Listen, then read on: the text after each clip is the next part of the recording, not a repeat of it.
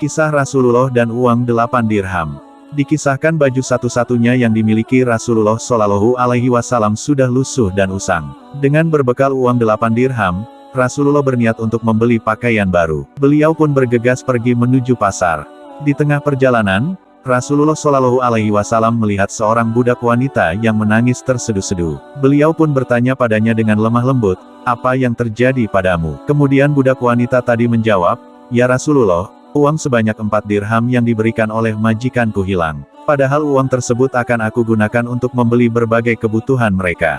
Karenanya, aku tidak berani kembali ke rumah."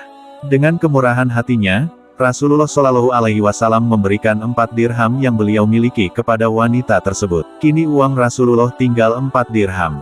Beliau pun bergegas kembali melanjutkan perjalanan untuk membeli pakaian yang diinginkannya.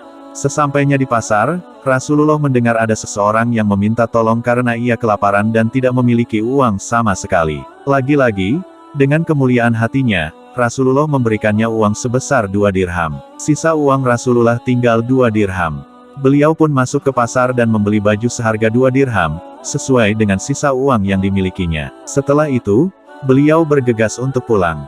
Di tengah perjalanan, beliau mendengar seseorang yang tidak memakai baju berteriak-teriak, "Siapapun yang memberikan aku pakaian, maka Allah Ta'ala akan memberikannya pakaian dari surga." Rasulullah pun menghampirinya lalu memberikannya pakaian seharga 2 dirham yang baru saja dibelinya. Akhirnya Rasulullah pun pulang dengan tangan hampa, tanpa memiliki uang ataupun pakaian yang diinginkannya. Di perjalanan pulang, beliau kembali bertemu dengan budak wanita yang menangis karena kehilangan uang tadi. Budak tersebut tidak berani pulang ke rumah majikannya karena sudah terlambat. Rasulullah pun bersedia mengantarkan wanita tadi dan berkata akan membantunya berbicara dengan majikannya. Majikan wanita tersebut sangat bahagia melihat Rasulullah datang bertamu ke rumahnya. Rasulullah Shallallahu Alaihi Wasallam menyampaikan bahwa budak wanita tersebut terlambat pulang karena satu dan lain hal.